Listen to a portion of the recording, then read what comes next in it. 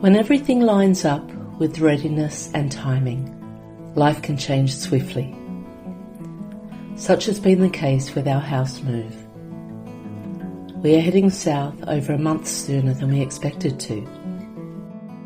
Our sweet little house sold quickly, which was a relief in this changing real estate market. I had taken a massive leap of faith by committing legally to the purchase of the land, knowing I needed to sell our place to help pay for it. But my courage was rewarded, and it's all forward steps now. I've learnt through my own life that our greatest suffering comes from resisting what is. So, as a storm of emotions have risen over recent weeks, I've allowed them up and out. One night I woke sobbing from the sadness of leaving this little suburban home, a place that has nurtured me so surprisingly on numerous levels. Yet, as I've watched the sun set over the neighbour's fence or from the beach up the road, I imagine it from the hill we've bought and know with absolute certainty that I've done the right thing. The peace I feel when I'm there is the yardstick I measure everything by through this changing time. Even though I am returning to the cold, something that I thought was detrimental to me when I was first diagnosed with rheumatoid arthritis over 10 years ago, my spirit is actually happier in such a climate. I've also found that humidity affects my body far more than the cold does.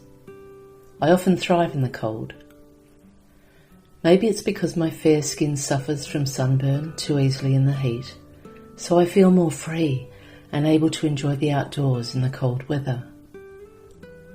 I remember the 3 months we spent in Berlin through the European winter, and I was the healthiest I'd been since living with RA. I rode my bike everywhere and often chose to walk up the 3 flights of stairs to our flat instead of taking the lift. Either way, it is a cold, high country that calls me home, and we leave the humidity and subtropics behind.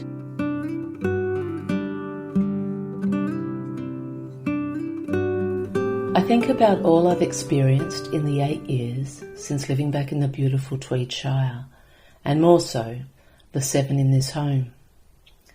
I've watched my little girl grow from a 3-year-old to a darling 10-year-old.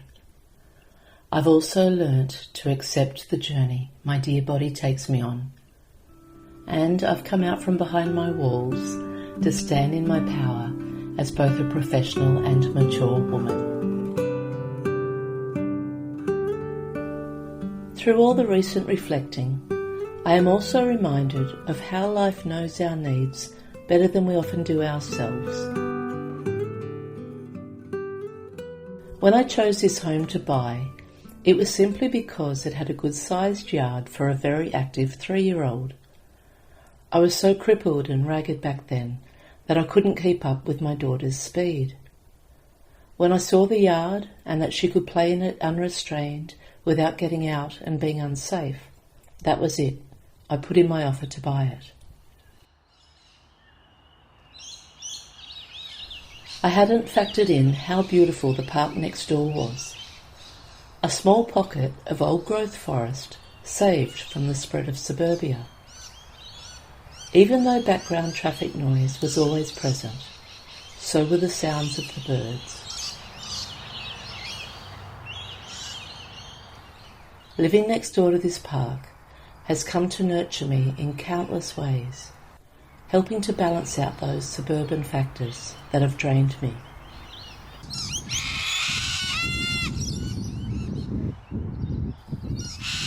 I hadn't considered how easily accessible other natural beauty would be either, within a 5-minute drive or a short bike ride.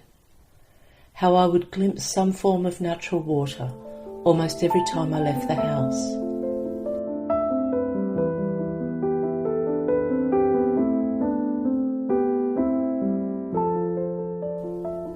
But life knew and called me to this little green pocket of the planet, hidden in suburbia, but still able to nurture me while offering access to things that made my life at the time much easier.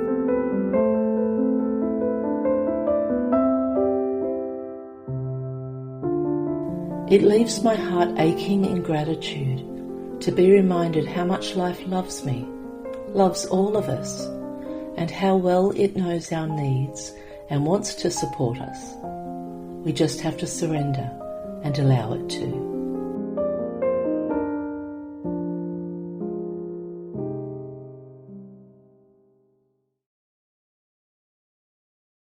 But when I look back on this chapter, it is the people and my experiences with them I remember most.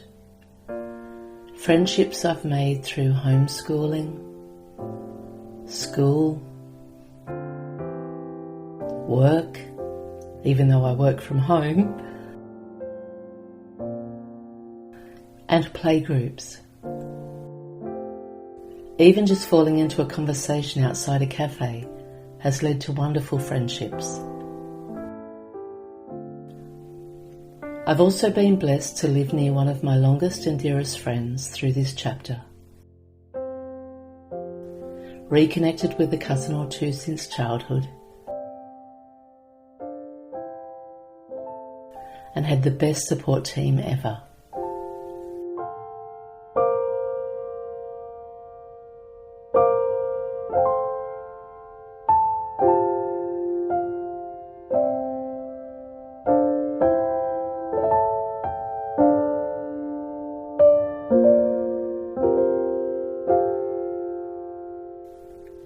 There is a lot to let go of, and while it certainly makes my heart ache, it is only because I have known love through them all.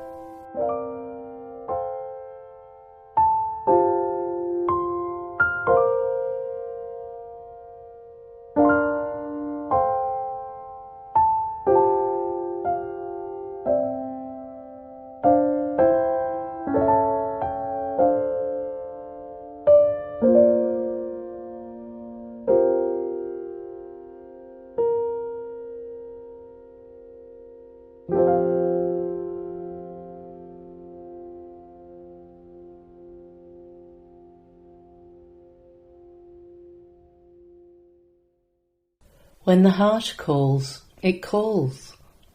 We either deny it and stay safe and comfortable, and potentially spend the rest of our life wondering, what if? Or worse, die with the pain and heartache of regret. Or we dare to allow our heart to pull us forward into the unknown, even if it makes us a little sad.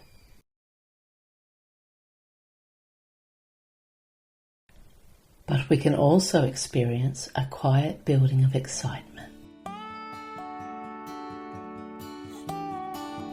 My own heart aches and bursts all at once as this chapter closes.